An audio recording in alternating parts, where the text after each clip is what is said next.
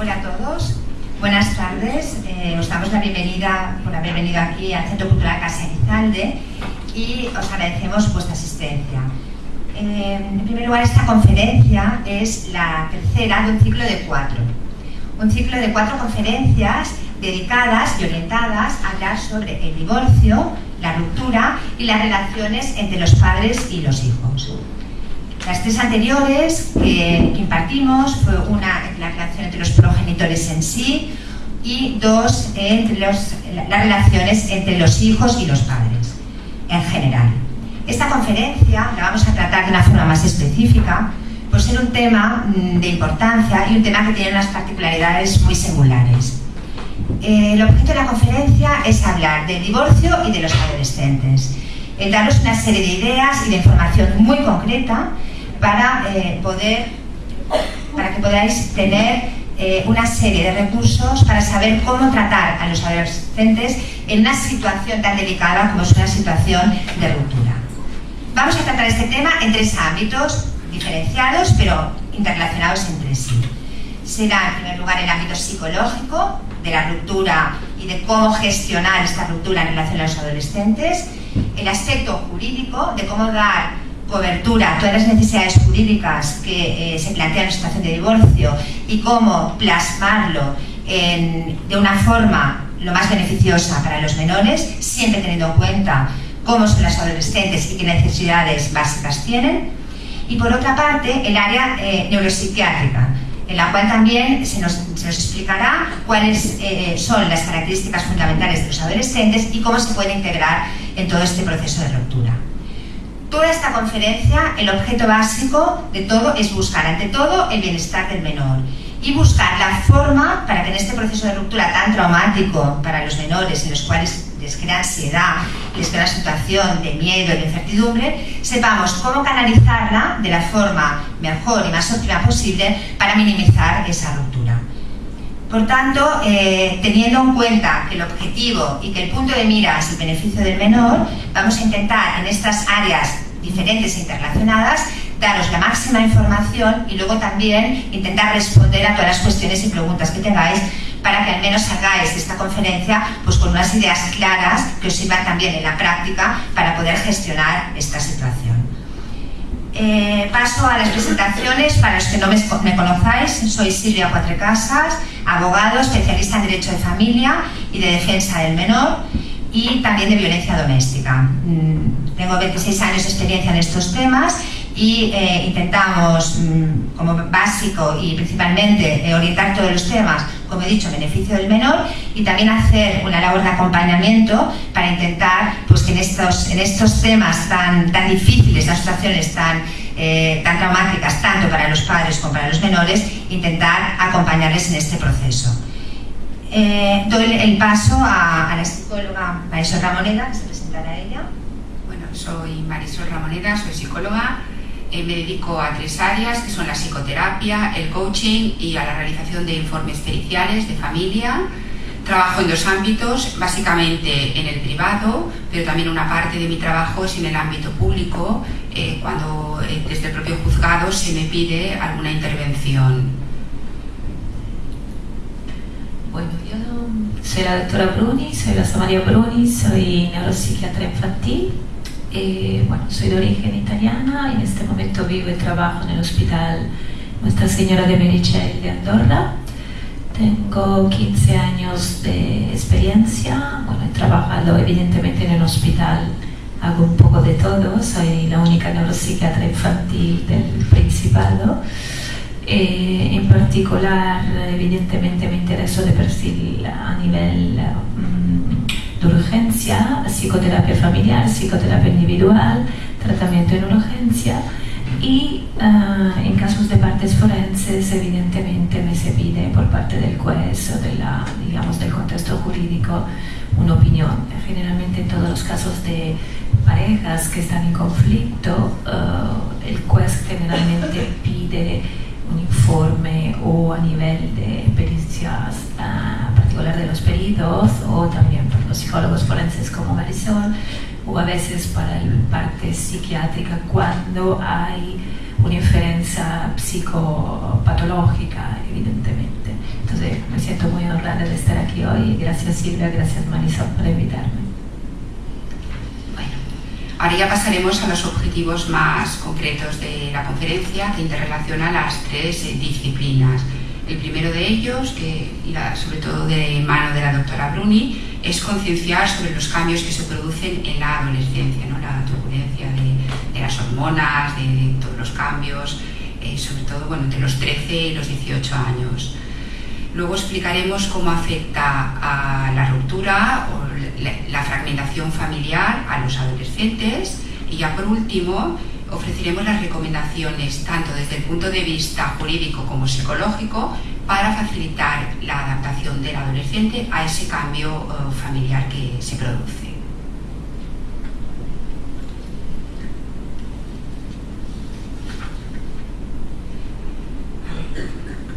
La familia constituye el núcleo social básico de convivencia. La estructura y las relaciones que se producen dentro de ella son fundamentales para el desarrollo del individuo, que luego a la vez va a configurar la sociedad.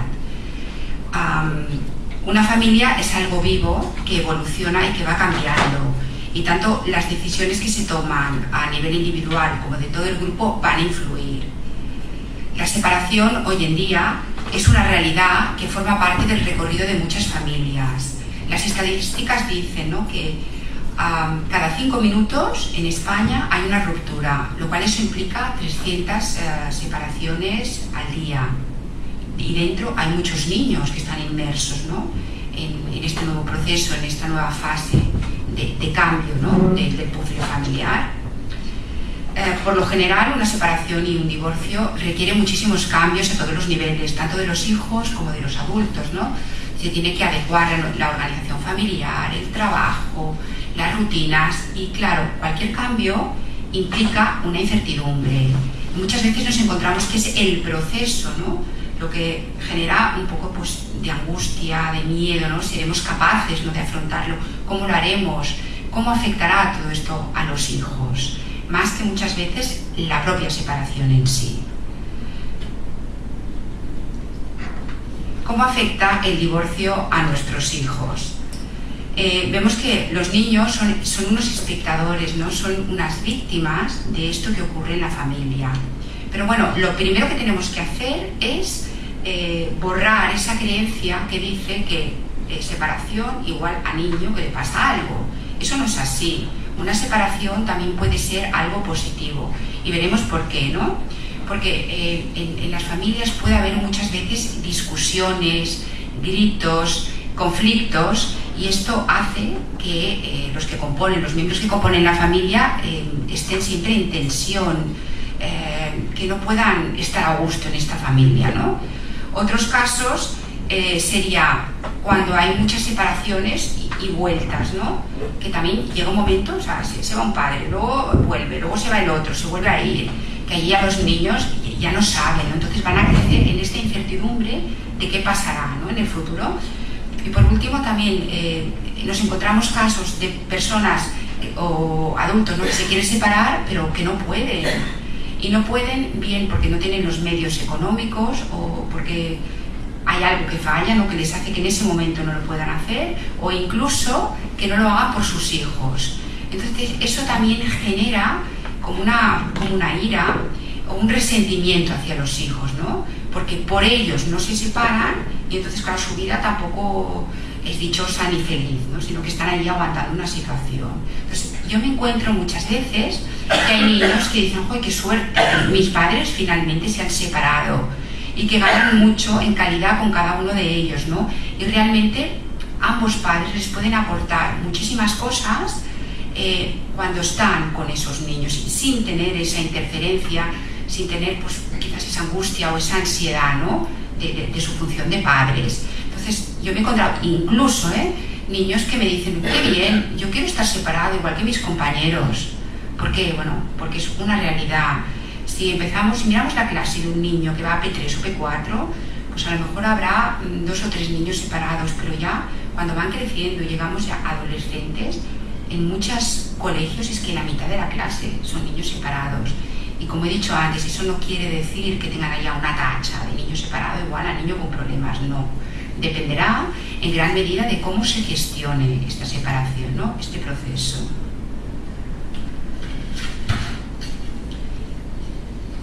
Ya más concretamente voy a entrar en los adolescentes, cómo les afecta. Porque cada etapa vital de los niños afectará de una manera u otra, ¿no? Pues los niños pequeños, como no pueden expresar lo que ellos sienten, pues van a pegar más patadas, van a estar más violentos, ¿no? Especialmente los chicos, en el colegio y en otros entornos. Los niños de 7-8 años pueden tener más que otras edades un pensamiento de reconciliación de sus padres, pero los adolescentes, bueno, son ya casi adultos, o son un poco más maduros, ¿no?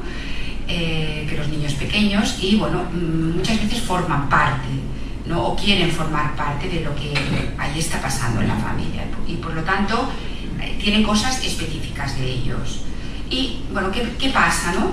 Que la adolescencia, como luego nos explicará la doctora Bruni, es una pérdida, ¿no? Es una pérdida de esa etapa de la infancia y de una seguridad que suponía, pues, en sí, en la familia y esa infancia. Y ya, pues, conlleva una serie de rebeldías, con dificultades de concentración, de fatiga, de querer imponerse. Y, bueno, sí, a esa pérdida de la infancia le sumamos, pues, la pérdida de la familia o de la ruptura, ¿no? De la familia o de las piezas como estaban hasta el momento, pues claro, todo eso se acrecienta, ¿no? Esa turbulencia en los adolescentes pues se acrecienta. Y ahora ya voy a pasar a qué reacciones hay características. La primera de ellas es la pérdida de la infancia. ¿Qué pasa? Que cuando hay un divorcio, algunos adolescentes pues pasan a ocuparse de sus hermanos y a ejercer una serie de roles que quizás no les tocaría, ¿no? Como hacer los deberes con un hermano más pequeño, como ayudar al padre con el que están a cocinar. Incluso algunos de ellos sirven un poco como de apoyo de ese padre. O sea, tiene una función como de adultos que no debería ser, ¿no? O sea, un poquito suplen a esa figura adulta que no está, ¿no? Otra de las características es que se les presiona para tomar decisiones. Bueno, y sobre todo el hermano mayor. Si hay varios hermanos, por experiencia profesional, el que es más mayor de todos es el que más sufre, porque quizás los padres tienden a explicarle más cosas, a buscar un apoyo o un refuerzo en él, ¿no? Intentan muchas veces que se posicione. No, que conmigo estás mejor, que con el otro tal. Entonces, y el niño pues tiene más presiones por los dos lados. Los que mejor, entre comillas, saldrán parados serán aquellos que no se posicionan con ninguno, ¿no? Que son capaces de salir un poquito fuera de este conflicto. El tercer punto es que entre ellos hay un conflicto, ¿no? Consigo mismos. ¿Por qué?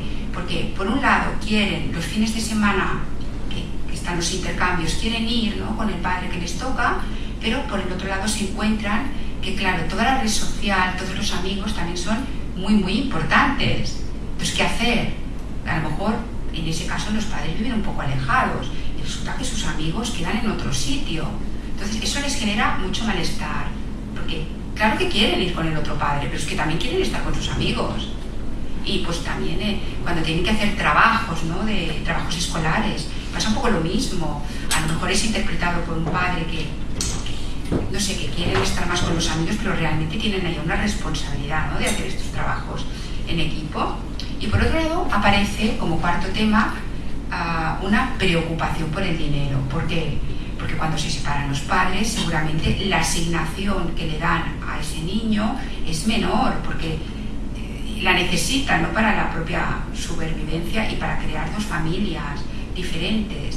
Y bueno, por un lado está esto, ¿no? que disminuye, pero por otro lado ese adolescente puede jugar, ¿no? Puede utilizar el dinero como moneda de cambio, y algunos padres, es una pena, pero también lo utilizan, ¿no? Si vienes conmigo te compraré una moto, si vamos de compras, pues yo te compraré más, ¿no? O si vienes conmigo, pues tu habitación será la más grande y tendrá una tele así.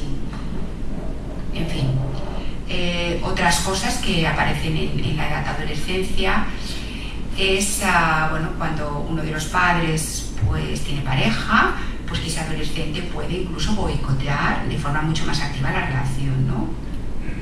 Y bueno, y luego también pueden aparecer, como en otras etapas, ¿no? Algunos sentimientos pues de depresión, de enfado consigo mismos.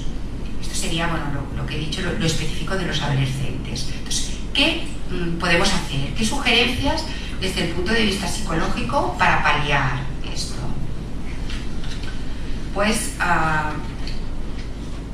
como he dicho en la primera diapositiva, lo más importante es que se produce un cambio, ¿no?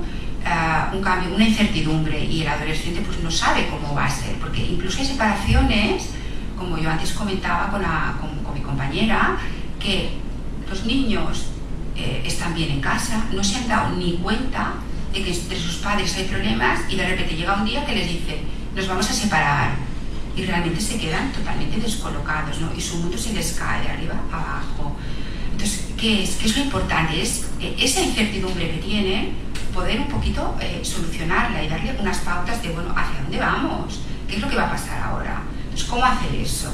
¿No? El primer consejo sería dialogar con ellos sobre la ruptura, explicarles, mira, nos vamos a separar, no hace falta concretar mucho los motivos, pero pues que sí que ellos vean, ¿no? Pues mira, pues hasta ahora nos queríamos mucho, pero a partir de ahora, por el motivo que sea, pues hemos decidido cada uno seguir su camino. No hace falta explicar, porque claro, hay mucha rabia, hay emociones que no están gestionadas por parte de los adultos, y uno tiene muchas ganas de, sobre todo, de sacarlas, pero es mucho mejor que no lo explique a los hijos, ¿no? Que busque otras vías, ¿no? De las amistades o de profesionales. Entonces, bueno, que explique a sus hijos la situación, nos vamos a separar. Y bueno, ¿y eso qué implica? Pues implica una serie de cambios, ¿no? Pues habrá dos casas, habrá lo que sea, ¿no? Las rutinas, pues el inglés, el fútbol, ¿cómo será a partir de ahora? Por otro lado, hay que tener en cuenta la opinión del adolescente, que pueda expresarse. Eso no quiere decir que le hagamos caso en lo que nos dice, pero sí escucharle. A lo mejor él tiene pues una serie de preferencias, o ve las cosas de otra manera, que igual sus padres esto no lo han valorado, ¿no? Porque también es un momento complicado. El tercer punto sería, muy ligado al anterior, ayudarle a determinar sus necesidades. A ver, necesita estar más tiempo, unos días semanales, más cerca del colegio o en la casa, o convivir en la casa que esté más cerca del colegio por una serie de razones, porque tiene que reunirse, porque juega fútbol, porque baila, por lo que sea. Bueno, pues intentar, no sé, que en la medida de lo posible, ¿no? Porque también tendrá hermanos, y al final hacer un puzzle con todo puede resultar difícil, pero escucharle, ¿no? Y en la medida de lo posible, si esto se puede combinar, pues hacerlo. Luego yo también me encuentro padres separados que cada uno ha constituido otras familias paralelas en las que hay hermanos también, y resulta pues que esos adolescentes se encuentran en ambas casas con hermanos que igual tienen pues 3 años y 1 año. Claro, las necesidades de ese chico o esa chica son completamente diferentes de las de un niño de 3 años. Esto hay que tenerlo en cuenta también, porque ninguna de las dos familias va a poder hacer un pack con todos los niños, los mayores y los pequeños, sino que habrá que hacer una serie de distinciones, ¿no? Y de concesiones. Y bueno, y ya como último consejo sería el escucharle y estar siempre disponible, no cuando nosotros queremos explicarle algo, sino cuando él tiene ganas de explicarnos las cosas, tiene dudas. Bueno, no todo pasa el primer día que le decimos que nos vamos a separar, sino que esa persona primero, lógicamente, es un shock que le digamos eso, y poco a poco se va dando cuenta de lo que significa, y van apareciendo esas dudas, bueno, ¿y qué pasará con mis amigos? ¿Y qué pasará pues, con la clase de música? ¿Y cómo haré yo para ir a casa de mi madre o para casa de mi padre? Entonces hay que estar siempre disponible. Y yo ya para finalizar, y doy paso a mi compañera Silvia, simplemente diré una cosa más. Hay muchísimos estudios sobre los temas del divorcio, y lo que realmente perjudica a los niños y hace que sea un proceso, un cambio traumático, es la forma en que los padres lo llevan a cabo. Esos estudios señalan que aquellos padres que ven, ambos, el divorcio como una de las opciones viable y que va a mejorar la situación familiar, los hijos se adaptarán mucho mejor a esa nueva situación. Si hay uno que ya no lo ve, que el divorcio es lo mejor, ya no estaría yo tan de acuerdo en este tema. Y por último, otros estudios dicen que aquellos adultos, aquellos padres que son capaces de perdonarse a ellos y de perdonarse al otro, también el resultado es que los hijos van a ser mucho más felices porque ellos han sido capaces de gestionarlo bien. Te paso a Silvia. Desde el punto de vista de la naturaleza jurídica del divorcio, yo voy a exponer las particularidades que se deben tener en cuenta en relación a los adolescentes. El divorcio aparece como una situación de ruptura, es un cese de la convivencia, de un proyecto de vida en común, en el cual, en el momento que pasa este cese de la convivencia, hay una situación de conflicto, una situación de divergencias, de desavenencias, de falta de entendimiento. Toda esta situación que se genera en el momento que una parte o los dos deciden separarse, se le tiene que dar un marco jurídico a esta situación de ruptura. Este marco jurídico es importante, ante todo, pensar en el momento que uno quiere separarse, que quiere divorciarse, cómo se va a realizar. Es decir, en primer lugar, hay que solicitar la máxima información para saber cada uno de nosotros qué derechos, qué obligaciones tenemos. En segundo lugar, pensar cuál es la situación idónea, ideal, que creemos nosotros que sería conveniente con nuestras particularidades, con nuestra vida real y con todo lo que nos rodea, para crear esta situación post-ruptura para nuestros hijos. Y en tercer lugar, intentar que esa decisión que tomemos sea una decisión, aparte de individual y adaptada a nuestras circunstancias, siempre dentro que cabe beneficiosa para los hijos y dejando siempre aparte las posibles interferencias personales y los conflictos personales, pensando siempre en el bienestar de nuestros hijos.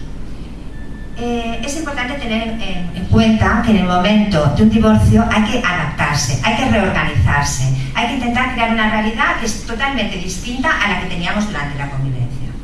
En esta realidad tienen un papel importantísimo nuestros hijos y, en concreto, una de las decisiones fundamentales en el proceso judicial o en el mutuo acuerdo, que es saber o pensar cuál es la mejor opción de custodia para nuestros hijos y cuál es la forma que vamos a pensar o que vamos a intentar solicitar para que se relacione con el otro progenitor. ¿Qué tenemos que tener en consideración para fijar la custodia más idónea para nuestros hijos? Pues varios factores son los que tenemos que tener en consideración. En primer lugar, la vinculación del menor o del chico adolescente, en este caso, con ambos progenitores, cuál ha sido. En segundo lugar, tener en cuenta también las necesidades del menor, es decir, qué necesidades va a tener que luego se tendrán que transformar en un acuerdo o dar una forma jurídica, es decir, necesidades de vivienda, necesidades de entorno social, necesidades familiares, necesidades de seguir con una serie de vinculaciones que él ha ido creando. Todas estas necesidades es importante que las tengamos en cuenta para poder crear esta realidad jurídica. Los adolescentes, como ha dicho Marisol, tienen una serie de características y una serie de singularidades propias de su edad evolutiva que en el momento que hay una ruptura las tenemos que tener en consideración para poder, de la forma más idónea y más conveniente, tomar una decisión que no nos equivoquemos y que sea pues también adecuada para ellos. Un niño adolescente, consideramos jurídicamente la adolescencia desde los 12 años hasta los 17, porque 18 ya sería adulto. Un niño adolescente tiene que intervenir en cierta medida su voluntad, debe intervenir de cierta forma en la resolución de todo este proceso, pero en cierta forma, no de forma vinculante, como luego explicaré. Hay que tener en cuenta que es importante el momento en que se le comunica al adolescente la situación de ruptura.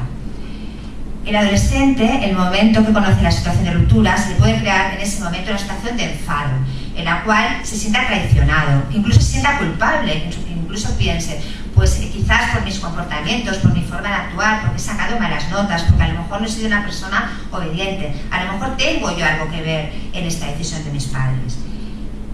Este sentimiento de culpabilidad que puede tener el menor, este sentimiento de pérdida que puede tener, es otro factor importante a tener en cuenta luego para ver cómo jurídicamente le damos forma.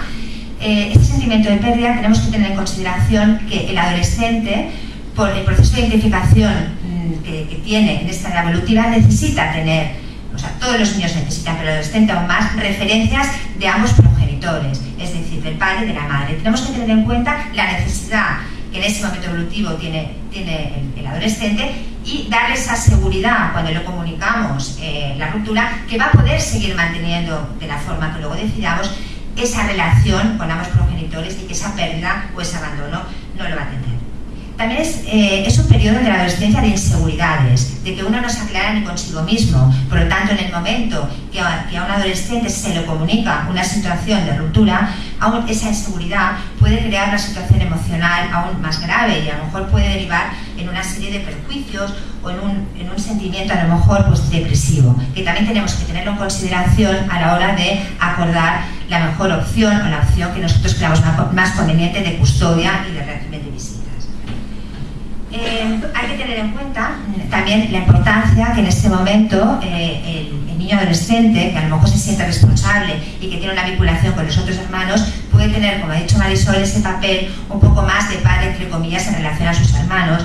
Y es importante que también se le dé a entender que todo lo que se va a regular posteriormente también se va a mantener esa unidad con sus hermanos, esa unidad en referencia también a las relaciones familiares extensas, y que se va a intentar realizar un proyecto de post-ruptura pues que en todo caso mantenga a la medida de lo posible pues toda la realidad que hasta ese momento tenía. También es importante que las decisiones que se tomen sean decisiones que sobre todo transmitan tranquilidad, seguridad y paz al menor. Es decir, en esta etapa de adolescencia, la agresividad que puede tener el menor, el carácter cambiante, pues se puede agudizar más en esta situación de ruptura. Y si los progenitores saben transmitirle pues esa seguridad, esa capacidad que ellos van a tener de dialogar, de cuando tengan una pregunta poderle dar cobertura a esa pregunta dentro de las posibilidades, el adolescente se sentirá más tranquilo. También es fundamental, como naturaleza jurídica del divorcio, que enseguida un adolescente que ya tiene una cierta madurez se plantea que además de con quién voy a estar, ¿qué va a pasar con la casa? ¿Qué va a pasar con todas las necesidades que yo tengo? ¿Quién las pagará? ¿Dónde vamos a vivir cuando esté con el otro progenitor? Quizás en el momento de comunicarle la ruptura, se le debe también transmitir a ese adolescente que esas cuestiones que son de adultos serán resueltas, que seguro que ambos en principio se van a poner de acuerdo y que él no tiene que preocuparse ni tener ansiedad ni tensión por esas cuestiones. El enfoque procesal, el enfoque del proceso judicial tiene que ser ante todo el intentar llegar a un acuerdo. En el momento que unos padres deciden separarse, en principio el objetivo de todos es que ese divorcio sea de la forma más amistosa y consensuada posible. Es decir, que todas esas divergencias, que esas diferencias en ver tanto pues, los temas más materiales como también en relación al menor puedan dirimirse en un marco pues, de un consenso. A veces es difícil porque los sentimientos personales de rencor, odio, de abandono son muy importantes, y es a veces muy difícil separar esos sentimientos de las posibles competencias parentales que tiene un progenitor y otro.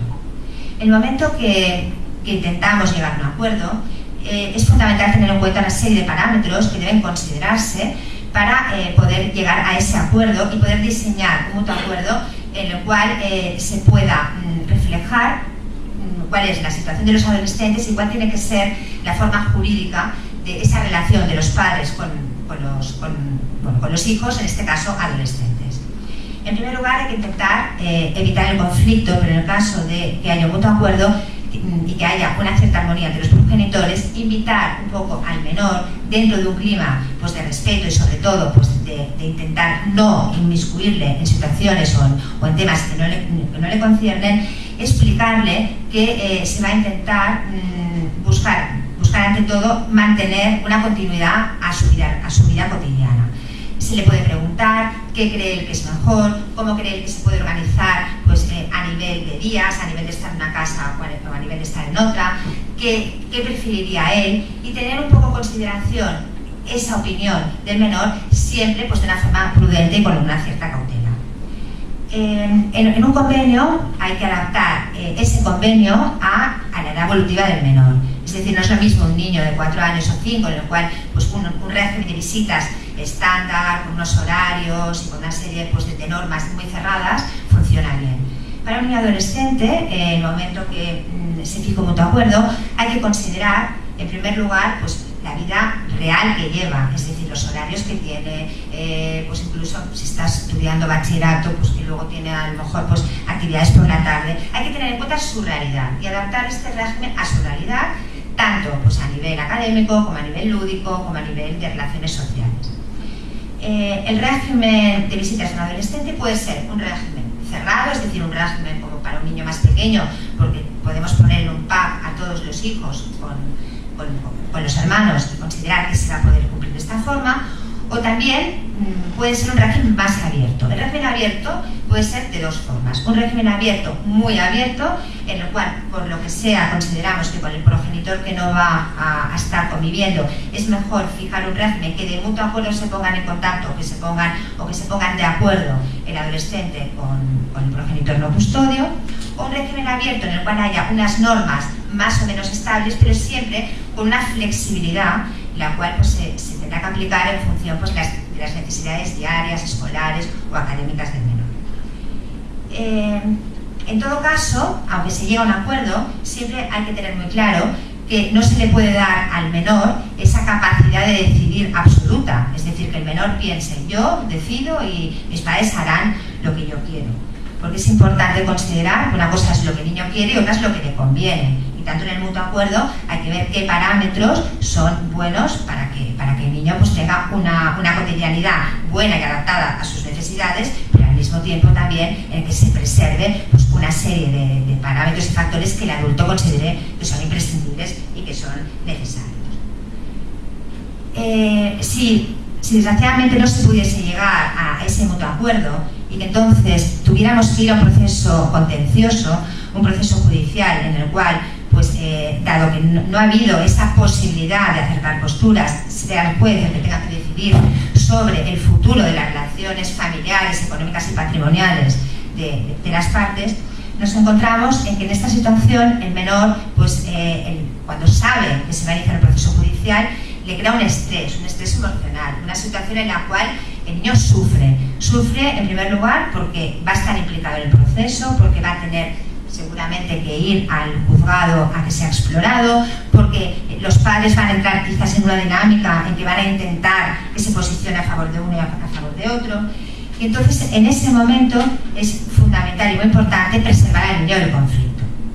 Es importantísimo que el niño sepa que el proceso de separación y de ruptura y de divorcio es de sus padres, no de él el proceso.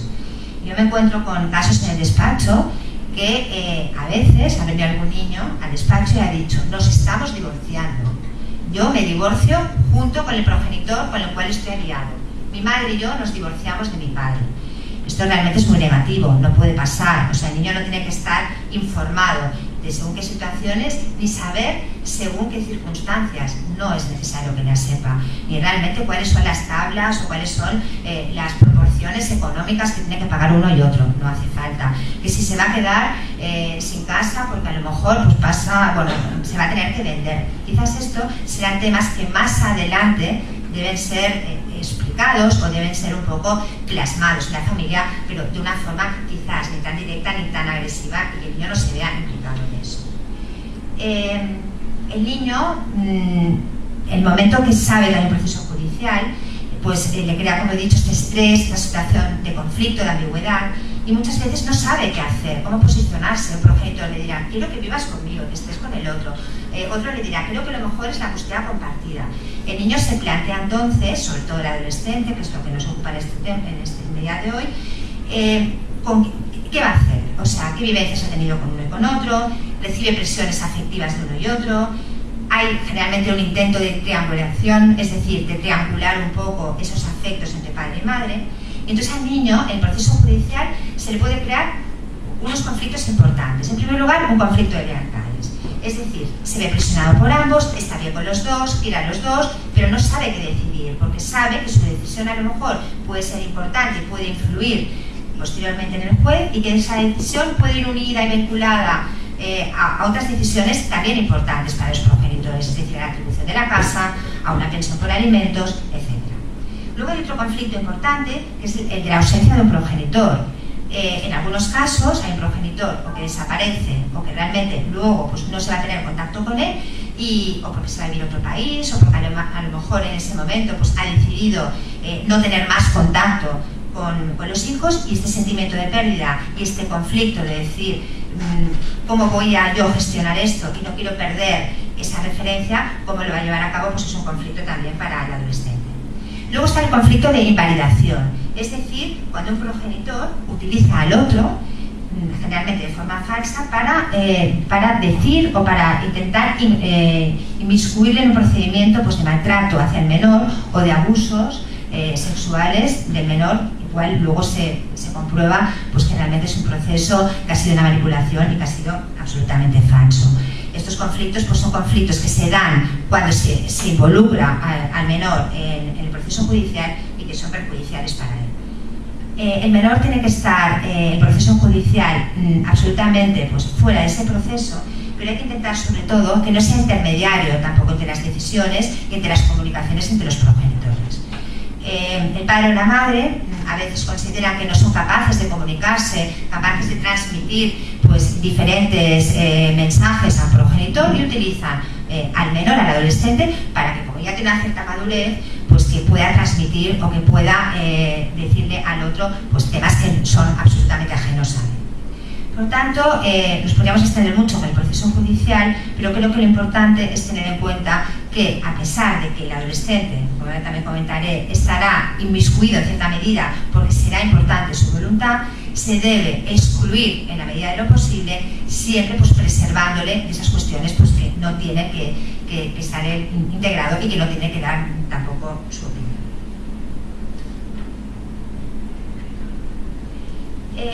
Situaciones específicas a considerar y que son importantes a tener en cuenta en un procedimiento de divorcio y en concreto con los adolescentes.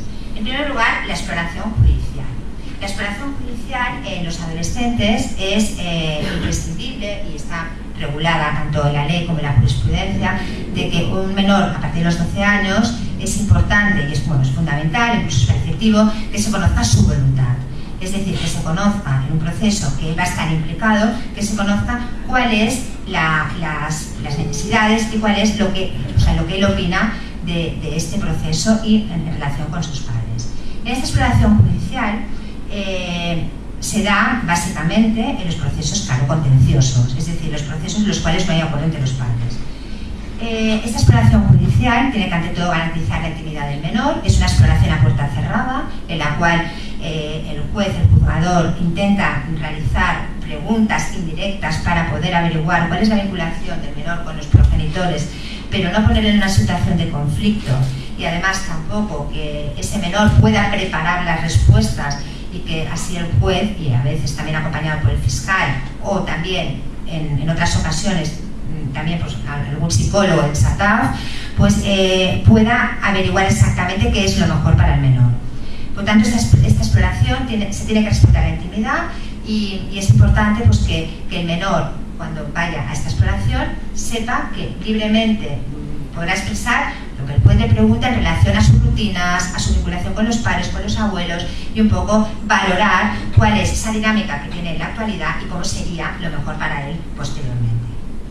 De esa exploración del menor, que en un proceso contencioso a partir de los 12 años es preceptiva, también se puede realizar a menores de 12 años, cuando el juez considere que tienen suficiente juicio para que su opinión sea importante, y que sea importante que se pueda tener en consideración.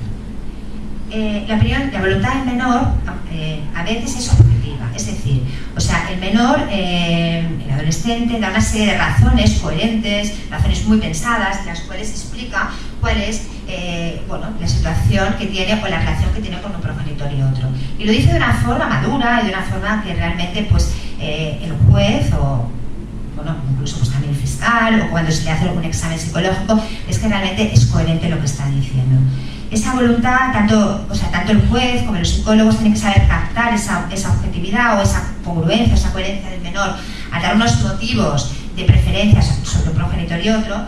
Y en cambio hay en otras ocasiones que el menor tiene un rechazo hacia el progenitor, pero ese rechazo no está razonado, es un rechazo un poco automático, es un rechazo que es caprichoso, que no se ve un fundamento serio.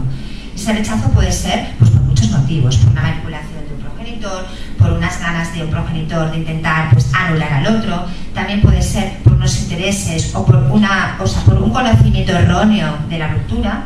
Esto también suele pasar mucho en los adolescentes, que el progenitor ha explicado el motivo de la ruptura sin que el otro haya podido tener la oportunidad de hacerlo y el menor se ha creado una falsa realidad de la situación. Y en ese momento en que ese menor tiene un rechazo hacia uno de los dos progenitores, pero sin una coherencia, el juez, en principio, debe ver que esa posición hacia el otro es una posición irreal, basada en una serie de parámetros que no son sólidos y debe tenerlo en consideración a la hora de juzgar. Por lo tanto, ¿hasta qué punto la voluntad del menor, que puede estar dada por una exploración judicial o dada también por otros elementos, es importante para dirimir un proceso judicial a quien se atribuye la custodia? Pues como he dicho, la voluntad del menor es importante, pero no es vinculante. Lo que sí que es cierto, y es un problema muy frecuente, es que una cosa es la teoría y otra realidad es la práctica. Si un menor de entre, digamos, 14 y 17 años, un adolescente, tiene una posición total hacia otro progenitor, aunque la realidad es que se tiene que cumplir ese régimen de visitas que se ha establecido y que debería cumplirse y que lo bueno para el chico es que se cumpla, puede haber una imposibilidad de ese cumplimiento. Y en el caso de que un chico de 14 años no quiera ver al otro progenitor y el progenitor custodio intente que lo vea, ¿qué pasa? Que a veces es imposible porque hay un bloqueo y ese bloqueo es difícil de reconducir. ¿Qué pasa? Que en el momento que se insta una ejecución judicial, por una parte va el tema judicial, que sí que realmente pues el chico, el adolescente, tiene que ir con su padre, por ejemplo, pero es que no hay forma que vaya. ¿Qué pasa? Al final, pues, ¿qué va a dictar el juez? El juez lo que va a dictar es que va a ser imposible, si el juez considera pues, que realmente está fundado, o a veces no ha fundado del todo, pero que realmente hay un rechazo tan flagrante, pues será imposible que se cumpla ese régimen de visitas, porque será totalmente infructuoso y esa ejecución no se va a obligar a un chico de estas edades, en esta edad evolutiva, a ver al otro. ¿Qué se deberá hacer en ese caso, en el cual a lo mejor el juez suprime el régimen de visitas porque ve que hay una oposición total a ver al otro progenitor? Pues habrá que intentar buscar otros recursos, es decir, intentar recomponer esta situación, recomponer este rechazo, que a lo mejor se puede intentar recomponer, pues el progenitor que está rechazado, pues intentar crear un espacio relacional con el niño, quedar aunque no sea con el régimen de visitas entero, pero quedar un tiempo para intentar hablar, buscar cuáles son las causas profundas de ese rechazo e intentar gestionarlo. Esta supresión del régimen de visitas puede ser una supresión temporal del régimen de visitas, temporal, es decir, para ver si se mejora esa relación, ese vínculo y ese apego entre el progenitor y su hijo. Se puede también reanudar de forma progresiva e intentar sobre todo pues, buscar a lo mejor algún canal, ¿no? Alguna persona, un familiar, un mediador, alguien que dé alguna luz para que a lo mejor ese bloqueo o a lo mejor ese rechazo que no tiene un fundamento a lo mejor pues muy sólido pueda reconducirse. Luego también una terapia psicológica, que a veces puede ser una terapia psicológica del menor únicamente y en otras ocasiones pues una terapia familiar en la cual poner sobre la mesa las dificultades que hay de relación y ver cómo reconducirlas. También a veces en situaciones más puntuales pues implantar un régimen de visitas en un punto de encuentro vigilado hasta que se vaya reconduciendo también esta relación. O a veces también en un centro de atención a la infancia para intentar estas diferencias o estas dificultades que se vayan solucionando. El padre que se encuentra totalmente anulado en la relación con su hijo, yo siempre recomiendo que, aunque es muy difícil y el niño adolescente pues a veces se cierra absolutamente, pues que no rechace las posibilidades de entrar otra vez en la vida del menor, y que aunque sea difícil y que judicialmente a veces la ejecución no es tampoco un medio para poder conseguir esa regulación del contacto, utilice todos estos medios, pues de terapia, mediación, psicólogos, incluso familiares, para intentar volver a introducirse en la vida del chico adolescente y poder a lo mejor pues desvirtuar toda esta situación que se ha creado. A veces la manipulación que existe es tan grande también de un progenitor hacia el otro, que se puede dar lo que se llama síndrome de alienación parental o manipulación. Entonces, en esos casos ya son casos más graves y quizás tiene que tener un tratamiento un poco distinto. Otro punto importante y específico sería cómo dentro de un proceso judicial, proceso de divorcio, cómo dar forma al plan de parentalidad. El plan de parentalidad es un proyecto de cómo se tiene que ejercer la custodia y las visitas por parte de los progenitores. El plan de parentalidad, que debe ser tanto adjuntado en un proceso de mutuo acuerdo como contencioso, debe ser, en el caso de hijos adolescentes, debe ser adecuado a las necesidades, horarios y a toda la vida del adolescente. En ese plan de parentalidad, en el cual se esté estableciendo pues, una serie de compromisos entre los progenitores en relación a los hijos, hay que tener en cuenta, sobre todo, pues que ese hijo adolescente no es igual que un hijo más pequeño, y incluso ese plan puede ser un plan muy definido y muy especificado, en el cual se detallen una serie de compromisos, una serie de decisiones que se tomarán en relación al adolescente y que irán cambiando pues, en función de las edades. Cuando el niño es más pequeño, pues habrá una serie de acuerdos entre los progenitores y poco a poco se irán cambiando. Por último, decir ante todo que uno de los problemas básicos que nos encontramos en el despacho con los adolescentes, como ya he referido, es el conflicto de lealtades. Y uno de los consejos que puedo dar a los efectos de que el menor no sufra en un proceso judicial es intentar, no, dentro de lo posible, no hablar mal del otro, tener una relación entre los progenitores en referencia a los temas de los menores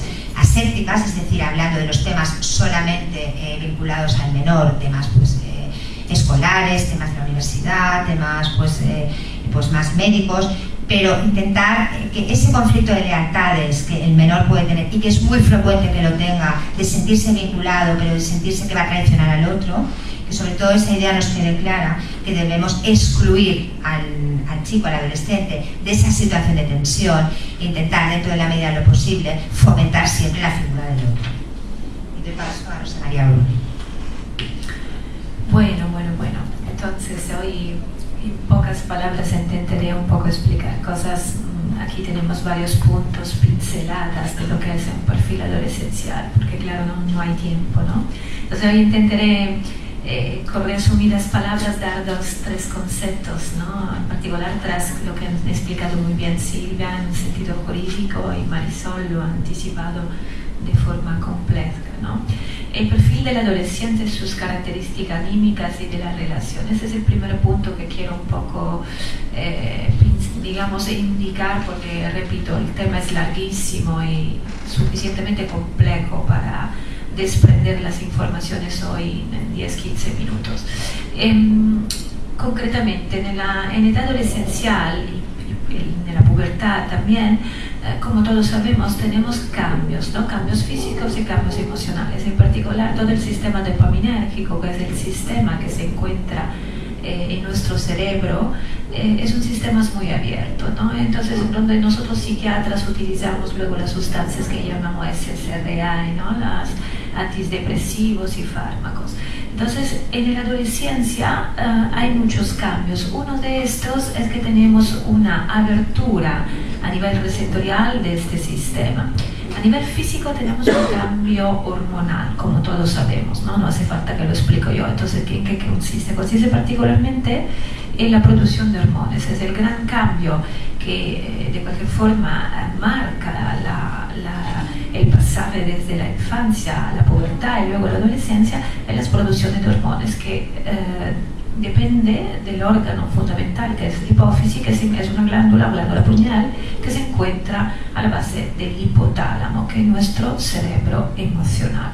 Entonces, alrededor de los 11, 12, 13 años, dependiendo luego de las latitudines geográficas, de las características genéticas, de las características individuales, hay estos cambios que implican una gestión emocional y física, con todo lo que conlleva. Entonces tenemos cambios físicos en las chicas y en los chicos, los caracteres sexuales secundarios, y en particular los hormonas afectan también el cerebro.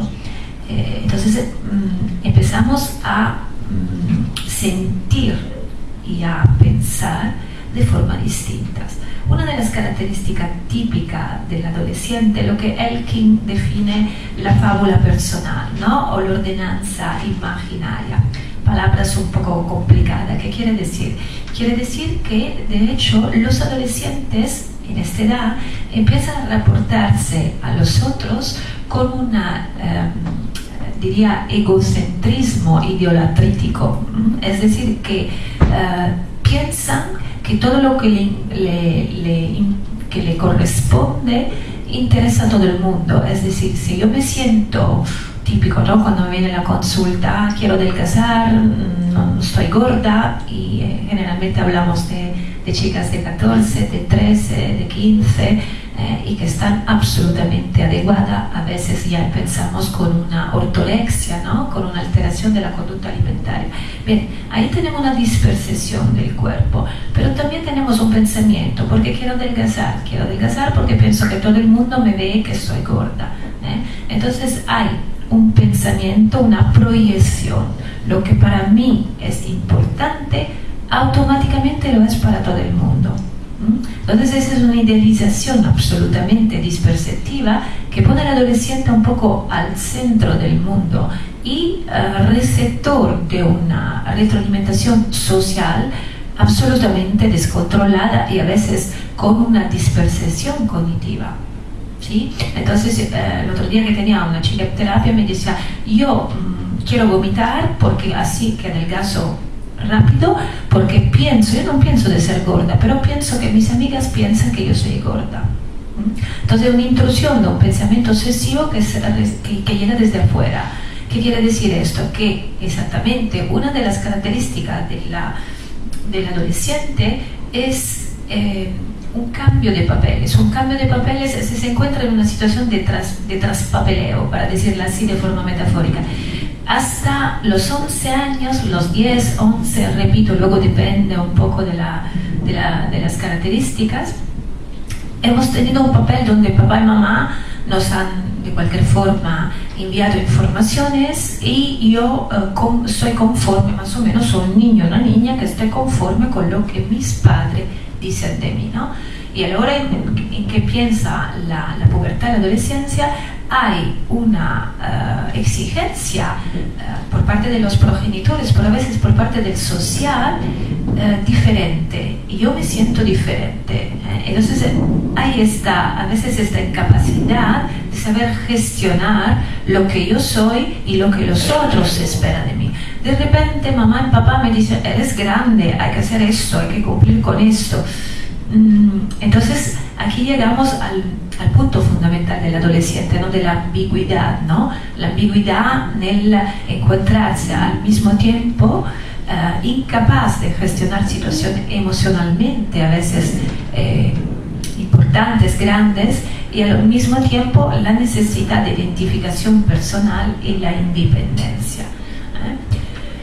El otro punto que creo sea muy importante, que creo que todo el mundo conoce muy bien, todas las mamás me llegan a la consulta, claro doctora, porque es la edad del pavo, ¿no? Se utiliza mucho esta expresión muy coloquial, pero ¿de qué se trata? Bueno, evidentemente el punto importante en la edad adolescencial es el cuerpo, y aquí lo pongo un poco como el cuerpo es mi Dios, ¿no?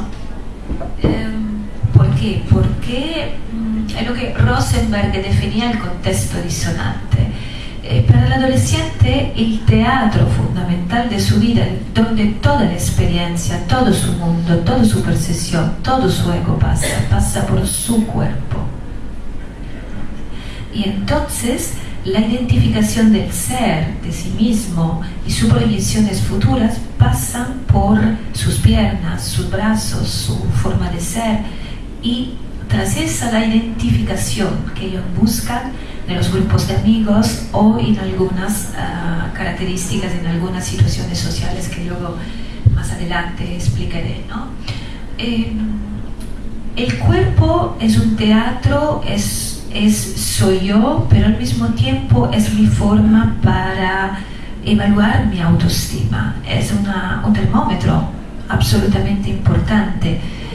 Todas las chicas en particular, hoy en día hay una antelación de todos los trastornos de la conducta alimentaria, con lo cual me refiero a anorexia, bulimia, ortorexia y otros, ¿no? En particular las conductas purgativas que utilizan muchísimo las adolescentes, las autolesiones.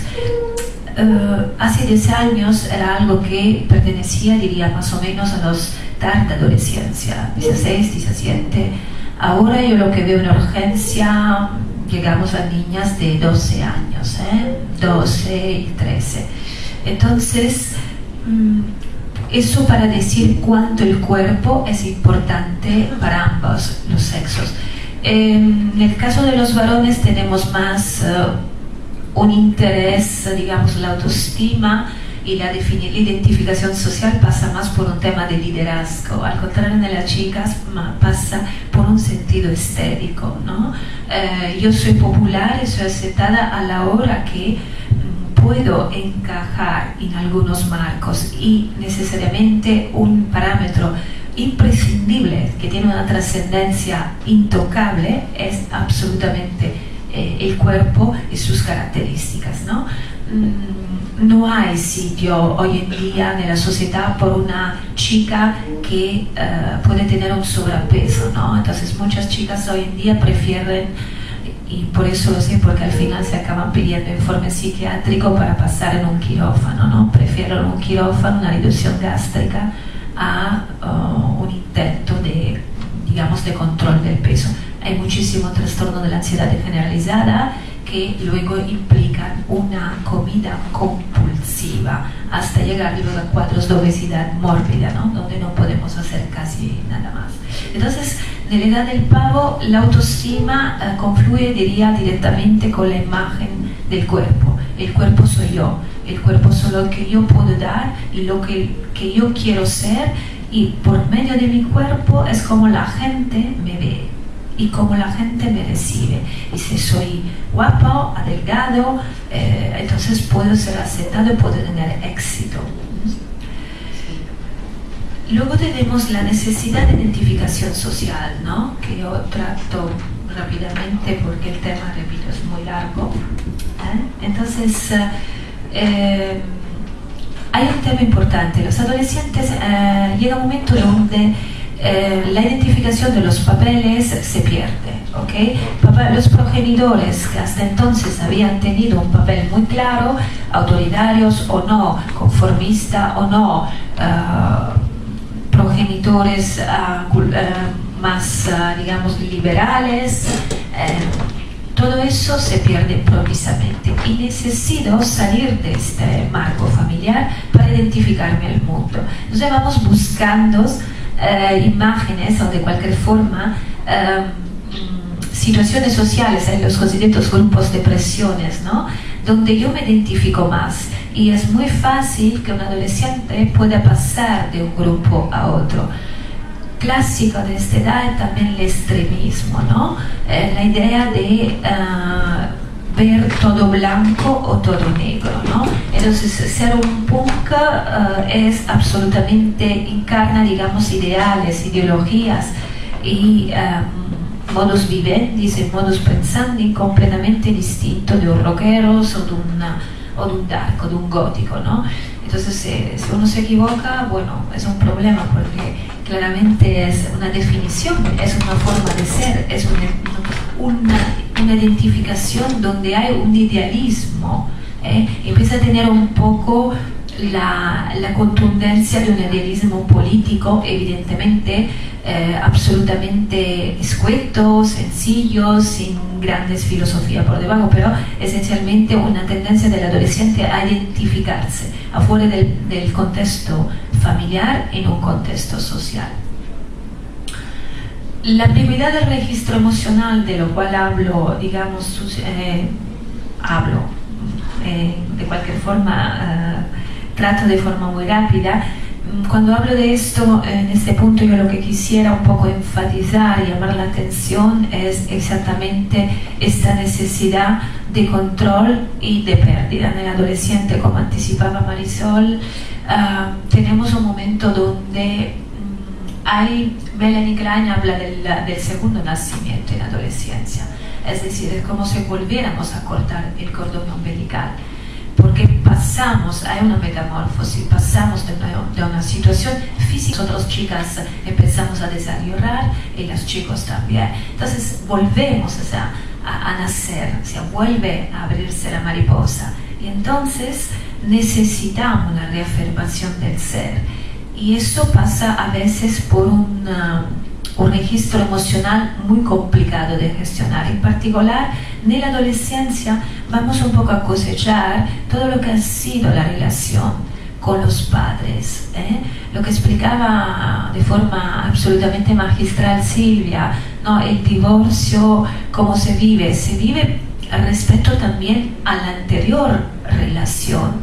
Si un niño, una niña, un adolescente han tenido una relación más o menos sana desde un punto de vista familiar, y por sana yo entiendo una relación hecha evidentemente de complicidad, de contención, de marcos, de límites, de amor, pero al mismo tiempo de mucho respeto, o sea que cada quien tenga su papel bien identificado, porque la familia es un sistema, al final es un sistema. Si cada quien sabe qué hacer, lo hacemos bien. Si no tenemos claro los papeles, se pierde el control y empieza un poco la fase, digamos, más complicada, y con lo cual se acaba luego buscando una solución muy a menudo, ¿no?, de terapia familiar cuando es posible, porque a veces reconducir es un poco complicado.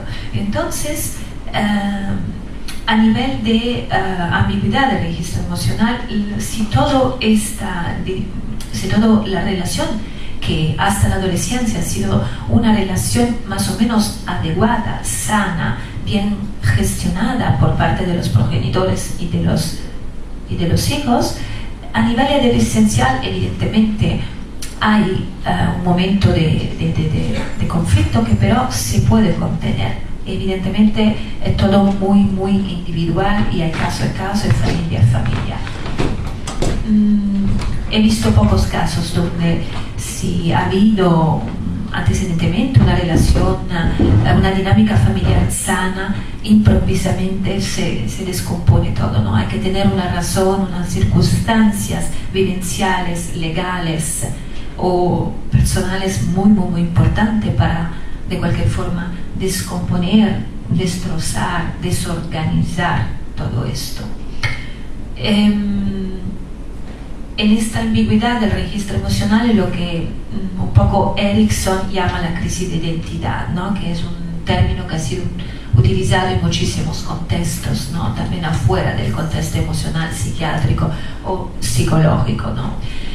La vinculación del adolescente. La vinculación del adolescente, por eso, es una vinculación donde tenemos muchísimos cambios. El momento, digamos, entre los 13, 14 hasta los 17, donde tenemos más, anímicamente tenemos más alteración emocional, ¿no? Tenemos más cambios humorales. Es el momento donde te amo y te odio, te quiero y no te quiero, lloro y río. Es decir, tenemos registros muy altos, siempre por lo que decía antes, ¿no? Tenemos un sistema dopaminérgico muy receptivo que está cambiando y tenemos que gestionar muchísimas informaciones. La cosa importante en este momento es la identificación que los progenitores tienen para el adolescente.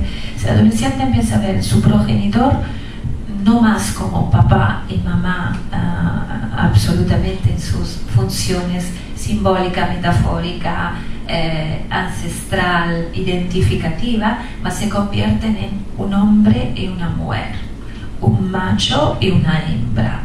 Y entonces todo eso es una información que evidentemente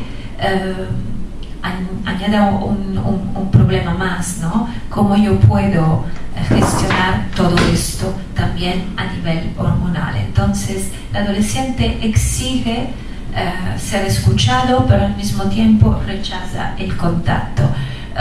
Quiere contacto, quiere que los padres sean pendientes de él, pero al mismo tiempo quiere intimidad, con lo cual no te atreve a entrar, que soy yo, en mi habitación si no te lo pido. Muchas veces llegamos a situaciones extremas, ¿no? Donde hay efectivamente muchos casos de acoso por parte de los adolescentes a los padres. Por ahí llegamos a un momento donde los papeles se pierden y se cambia, hay una situación opuesta. Eso yo creo como psiquiatra que evidentemente no es una situación que sale de la nada, de hoy a la mañana, son situaciones que han cronicizado en el tiempo y que no han sido reconducidos en su tiempo, con lo cual se llega luego a un momento donde no se puede controlar. Bueno, creo que más o menos he dicho un poco en resumidas palabras el mundo adolescencial. Evidentemente hoy en un marco más jurídico, cómo un divorcio puede afectar al adolescente, es una información extra de separación. Pero como explicaba la Silvia, la abogada, la separación es una separación que implica reorganización. Cada separación es un vínculo, siempre, a nivel psicológico, a nivel psíquico. Cada separación implica el vínculo. Esa era un poco la ambigüedad de la información, ¿no? Si estoy separado no quiere decir que desaparece, quiere decir que es diferente de estar unido. Entonces implica una reorganización. Si el divorcio llega a los adolescentes como fractura de los padres y de la unidad familiar, entonces llega como una información traumática, evidentemente es otro cargo que gestionar y descompone ya el panorama complicado que tiene.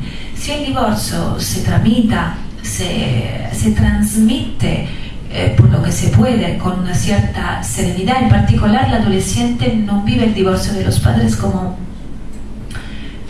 un ataque a la identidad, o sea, ¿dónde voy? Cambio de amigos, cambio de ciudad, cambio de país, ¿qué hago? ¿Dónde iré? ¿Qué pasará? Todas estas preguntas, es decir, más o menos entiende que es un proceso donde llegamos a una solución equilibrada en respecto de cada miembro de la familia, lo puede asumir bien, Si llega evidentemente como una información traumática de cambios, en lo cual él además no tiene un papel decisional. Entonces, eso sí puede ser un elemento detonante importante a nivel psicológico. Entonces allá podemos tener lo que yo veo en urgencia, ¿no? Es decir, situaciones de ataque del ego. Entonces tenemos autolesiones, tenemos trastornos desafiantes, tenemos toda una serie de alteraciones psicológicas y anímicas que acaban con una necesidad que se impone, o sea, la medicación y la contención farmacológica y a veces la contención psiquiátrica. Y creo que ahora, ¿no?, acabamos un poco con las recomendaciones, que creo es lo que más interesa, ¿no?, a los padres, a las personas que están aquí. Yo por mi cuenta lo que puedo decir, cerrando un poco esta presentación, es que es importante, por mi forma de ver como madre, como psiquiatra, como mujer divorciada, que es importante mantener los papeles. ¿En qué sentido? Ser cómplices de sus hijos no quiere decir ser amigos. Eso es una cosa importante que tenemos que mantener. El adolescente no busca en los padres un amigo, busca a sus padres. Los amigos los encuentran en el cole, en las actividades extraescolares, de la calle, lo idealiza en un cartel que pone en su habitación.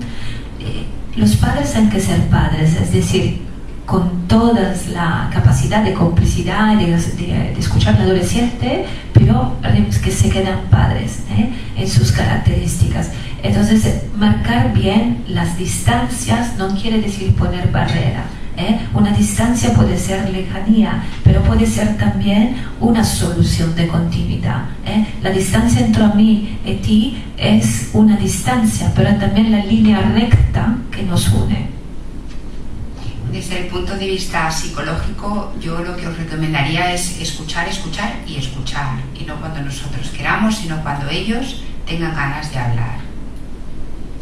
Yo desde el punto de vista jurídico, lo que os recomiendo es básicamente contar, como he dicho, con la opinión del adolescente, tener en cuenta las necesidades que él tiene, las preferencias que él tiene y sobre todo tener muy en consideración la vinculación y los apegos que tiene el adolescente con un progenitor y con otro, para dar cobertura jurídica a esa realidad del menor, que siga sobre todo en el sentido de no separarse de sus progenitores. Para eso es muy importante la comunicación y sobre todo estar muy alerta a lo que realmente el adolescente necesita, y que esas necesidades no vayan por una parte y la realidad jurídica y lo que pactan los progenitores vaya por otra.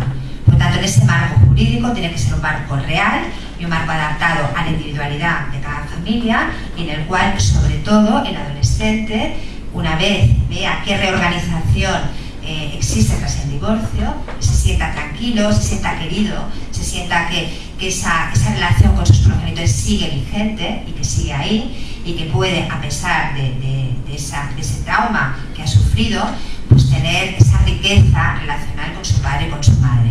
Por lo tanto, esta recomendación jurídica sería para tanto si es de mutuo acuerdo como si es contencioso el procedimiento, intentar siempre tener como leitmotiv el buscar esa exclusión del adolescente de la conflictividad, y luego tener en cuenta sus características y su idiosincrasia para tener al final pues una realidad lo más beneficiosa para ellos, teniendo en cuenta pues esas características que ya hemos referenciado. Y ahora pasaríamos a otra parte de esta charla, que sería pues, las preguntas y las cuestiones que vosotros queráis un poco plantearnos y que podamos dar cobertura a nosotros y también responderos a estas inquietudes. Pero para finalizar, os quería comentar que de estas 4 conferencias que he comentado, que serían las integrantes en este ciclo, faltaría una última que impartiremos en el mes de julio, que será el siguiente tema. Será qué pasa cuando un adolescente cumple 18 años. ¿Cómo se regula jurídicamente pues, el tema económico, las obligaciones que tienen los progenitores hacia sus hijos? ¿Qué pasa con la custodia? O sea, ya no hay custodia, no hay patria potestad, pero ¿cómo se regula la relación de este chico que ha pasado 17 18 años y que ya es adulto? O sea, ¿cómo lo vamos a gestionar? ¿Dónde vivirá? ¿Qué salidas jurídicas tiene? ¿Qué inquietudes emocionales también se presentan en este chico adolescente? Y cómo poder orientaros de cuáles son las recomendaciones que daríamos de esa continuidad de 17, que es menor de edad y que hay pues, custodia y que hay régimen de visitas, pasa con 18 años, ya no hay esa patria potestad, ya no hay obligación de visitas, y cómo gestionar toda esta situación, siempre, evidentemente, con la voluntad del ya adulto, y también, pues, también buscando pues, ese bienestar y buscando esa situación óptima para el chico. Y ahora pasamos a esta parte de preguntas, que nos podéis cuestionar lo que queráis a cualquiera de nosotras tres. Muchas gracias.